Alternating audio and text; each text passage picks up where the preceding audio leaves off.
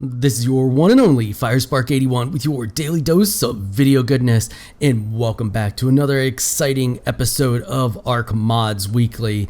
Holy crap, do I got an episode for you all today. I have found some awesome mods. I mean, the modding community in Ark is on fire right now. Look at how tiny I am. You see this? You see how tiny I am? And you see what I'm riding? How freaking awesome is that? And we will get to that here in a second. But first, we're going to jump off this guy and we're going to take a look at coloring some dinos. Look at this. Look at this Pteranodon. Isn't he freaking beautiful? I mean, you may not like the color scheme, but if I hit that and get rid of all that junk, look at his wings. Look at the gradient in his wings.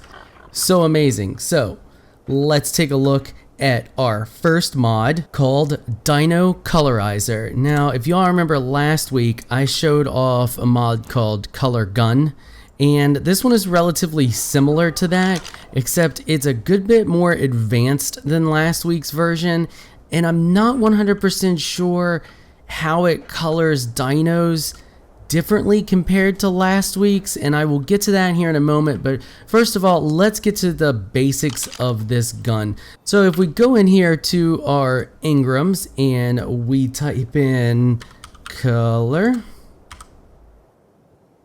you can see that it is right here. It is going to cost you 20 engram points, and you need to know the paintbrush beforehand. So we're just going to go ahead and learn that right up. And then we're going to take a look at its crafting cost. So if we go back over here and we just type in a C, it's right there. So it's going to cost you 35 polymer, 20 metal ingots, 30 cementing paste, and it says paint, but I'm assuming that 50 paint is just 50 of any dye. That's what we're going to assume. I didn't actually craft it. I'm going to be honest. Pretty much for everything for these mods, I just spawn in because it's easier to do the spotlights that way. But we're going to go with that. Looks like dye symbol, so there you go. Anyway, once you have it, you can look at a dino once you equip it and get it going and all that good stuff. You look at a dino, like we got this guy right here, and we're going to right mouse button. You can see that it says copied. Now we're going to come over here and we're going to right mouse button again, and it pastes. So you can see that it pastes the base color of whatever dino you have. So if I do the same thing for this guy and I want this guy to be green again, I just come over here. Now he's that green color scheme again. So that's the first really cool thing that this does compared to last week's mod. Now, don't get me wrong, last week's mod does have its advantages, and once again, we'll get to that here in a minute. Okay, so once you have the base color set for whatever dino you want to dye, you can then hit the left mouse button and it will bring up this menu here. Now, this menu gives you a ton of control when it comes to coloring your dinos. So whatever region you select, it's going to show you the color that it already is right here. So we can take this slider and you can see that right now we are affecting his stripes. And then there is the intensity slider, which allows you to adjust the brightness and blend it in with the other colors. So you can have it super bright and just be like crazy bright, or you can actually make it a more realistic looking shade to an extent. I mean, if you're going to go crazy blue, it's never going to be realistic, but you get the idea. Anyway, so we can go on to the next color, and we can, what I like to do is just kind of grab the color sliders here and just go for an extreme color to see where I'm affecting at. So this is his wing shade. So we can grab that, we can do that, get like a nice little bit of orange color going there, bump down this intensity a little bit, and then you got that neat effect there. And then we're just gonna go to this is his beak.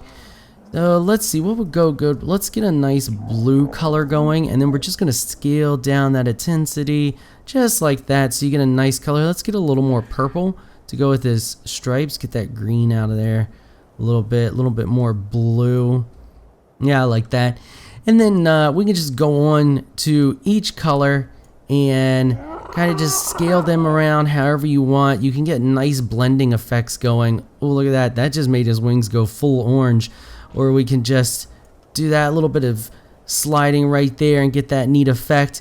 But you all get the general idea of how that works. And then when you are all done, you can close it out.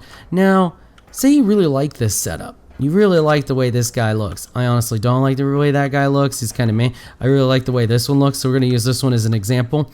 You really like the way your dino looks. You can also, once again, use that copy and paste method. So we're going to clear it, make sure we're getting a nice fresh copy.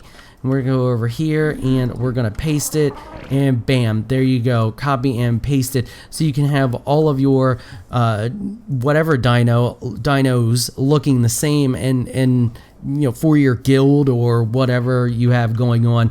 Now, here is something that I noticed was kind of interesting, and this is where I wanted to show last week's mod, the color gun, is because if we grab that one, now if you'll remember from last week, you can hit F1 and 2 to select the color region, and you can hit the F3 and F4 to cycle through the colors.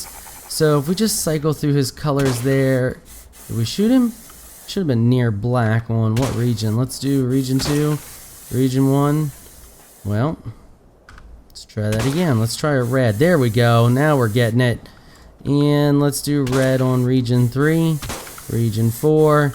Okay, that's good enough for me to show the example here. Now, the way that these two work together is kind of unique because, pay no attention to this gun. That's from Structures Plus. Anyway, the way that they work is kind of unique because this is his default color now.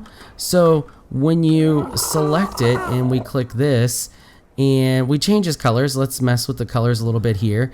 It's fine. Let's see if we can find his wings. What was that? Was that 2? Now, here's something I want to point out first. That red color is now his base color that this blends with. So when I crank this bright green all the way up, let's make it blue, and then I bring down the intensity to no intensity, instead of going to black, it now goes to red. So you can make some really interesting color gradients that way. We just take this red all the way up like that, get a little more pink in it, there you go, and you can get some really cool color gradients that way and really make your dinos stand out other than just solid colors. That's how I got this multiple colors of blue in this Pteranodon's wing like it is. I mean, you can see there's so many different colors in there because his base color was from, that was the one from last week, was left over from that gun.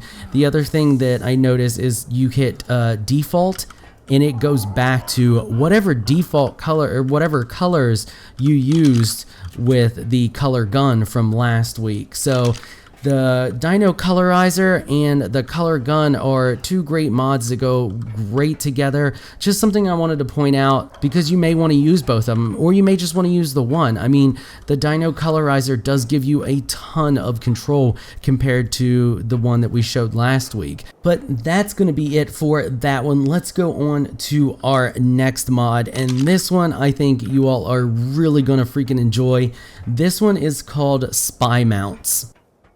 First thing you're going to need to do is learn the engrams, and there is one engram, and that is this bad boy right here. It is your SpyMount station. So let's go into our engrams, and if you type in spy, you can see that it is right here, and we can go ahead and learn that. And then we go into our crafting menu and we type in spy again. It has no icon, just kind of a little off-putting. I wish it had an icon to it, but I'm sure the mod creator will get to that in due time.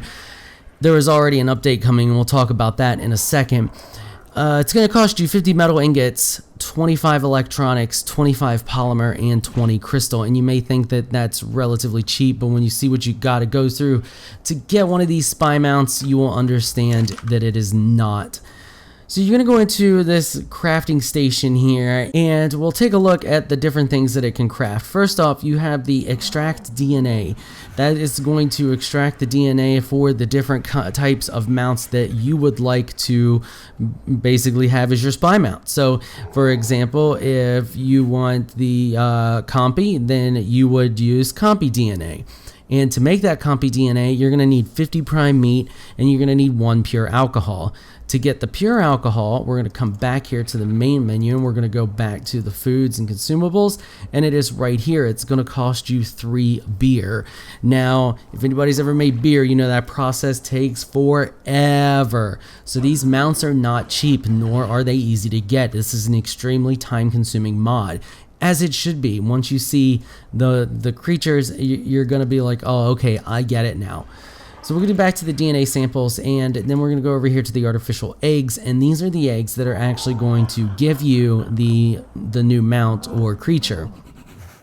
So if we take a look at this egg here, you can see, and they're all the same price. It's just a matter of the DNA that you are using and which egg you want. It's going to cost you 1 dinosaur egg. I'm assuming that is any dinosaur egg.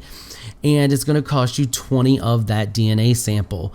So if we go back to the extract DNA, you can see the cost. So there you go. There you can figure that cost out in your head. It's going to take you some time to build up 20 DNA samples. But if you notice, there's this splice DNA too, and I actually contacted the mod author on Steam and asked him about it.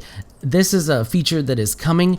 Right now, it will take 20 of these samples that you worked so hard for and combine them into 1 sample of whichever other species that you're after. So if I had 20 random samples in there, or just 20 compy samples, and I use this, it would just give me 1 compy sample. And you think, well, that's dumb and it doesn't make any sense. But the mod author is adding in the ability for these little guys to spawn wild and for you to have the ability to collect DNA from them. So that, from my understanding, is what's going to give you the just pure generics.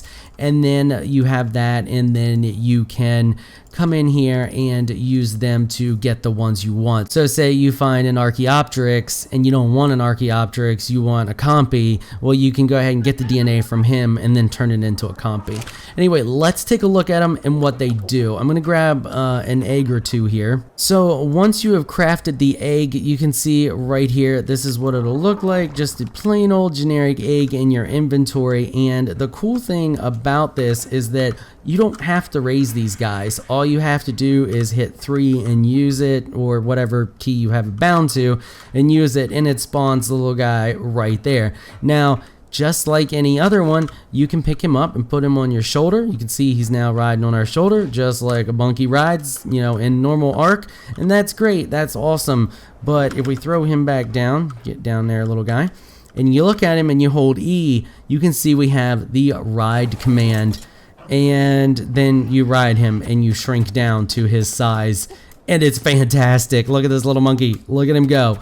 But there are flyers, which is super handy, because not only are there flyers, the flyers weren't affected by the most recent flyer nerf that has made so many people out there angry. So if we jump on this guy and we look at his menu here, you can see that I've bumped his move speed up, and he does have the ability to put more points into that, and you can ride on him and fly him around at a pretty decent speed. Now, it doesn't look super fast because of his size, but trust me, we're moving pretty fast right now. And if we land down here, you can see that he does have an attack. He can use it while he's landing, or landed. He can also use it while he is in the air, and he has a taunt ability as well. Now, as far as I know, all of them have an attack and all of them have a taunt. Not all of them have a third ability, but the Jeroboa does. You can actually make him roll over. So let's go over here, see if we can get this guy to land, jump off of him. One thing I did notice, do not jump off next to walls. You can get stuck in the walls. So make sure there's plenty of space around you when you jump off of them. Like, you don't want to, let me jump back on this guy here.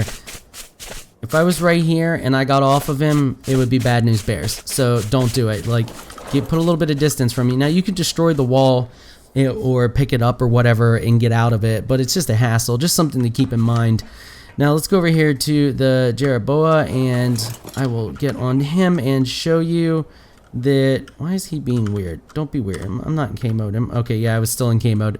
So if we take a look at him and I hit C, he does his little rollover effect, plus he has his taunt, and he has his absolutely adorable little attack. Now I know what you all are wondering. You're out there and you're thinking, That's really great, Firespark, but can I use that Dino Colourizer on these awesome new mounts? yeah, you totally can. I'll show you right now. We can grab this little guy and we can make our slider and we can hit close, and look at that, now he's green. And I actually have a couple that I have hidden up here because I didn't want to ruin the surprise that I did earlier. Look at this fabulous guy. He's something. And I'm not saying that looks good. This one looks a heck of a lot better though. He looks awesome. I actually like his color scheme and I think he's super adorable. So if we come over here and we can hit E and ride him. Now there is a bunch of different mounts, and okay, so here's a perfect example of being stuck in the wall. We can just demolish that and then you pop out. There are plans for all of the mounts that you can carry on your shoulder. So I'm not sure which ones he's missing. I think he's missing the Pegomastics and something else. And I'm not sure if he has plans to do, or I should say he or she, because I'm not 100% sure whether it's male or female, and I don't like to judge which one, so we'll say he or she. I'm not 100% sure what other things that he or she can create. Like, I thought it would be cool if Cole or Piranha, if you could make them and ride them. But the other cool thing that this guy allows you to do is fit in super tight spaces, which is really neat. Spaces you wouldn't normally be able to get into. Where those would be, I don't know. Maybe there's a hole in the enemy base and you can slide right in that hole real quick and easy like and get in there and cause a bunch of destruction. Giggity. Or you know, whatever. I just think it's a cool mod, and it's really neat how you shrink down. And the other thing, and this isn't the same on all of these. I noticed your height variation changes. You can also go into first person view and you can see that there is a definite height difference between me and that bush. It has scaled me down. You have that scaled down tinier view. If I hop off, you can see the bush looks much bigger. Where are you going? Get back here. And then if we get back on, you can see that it does put it more tiny in your face. I'm not 100% sure if it makes you feel tinier or if it's more like crouching almost. But it is definitely cool, and it is a really neat mod. And I like that you can get on these tinier things and fly them around. I mean, there's other mods out there that allow you to ride them, but it always scales them up. And then this one actually scales you down, which is a really neat concept and I think is really cool. Unfortunately, due to the extensiveness of these mods and how much I had to cover for each of them, I've had to break this week's Ark Mods Weekly into 2 parts. So this is going to wrap it up for part 1. Part 2 is linked in the description below and will also be linked at the end of this video. Before I go, I want to give a quick thank you to my Patreon supporters. Thank you so much for your support. If you would like to become a Patreon supporter, the link is in the description below. If you enjoyed this video, please leave a comment down below. Let me know what you thought. If you're shy and you don't like to comment, just hit that thumbs up button and show your support. Until next time, thanks for watching.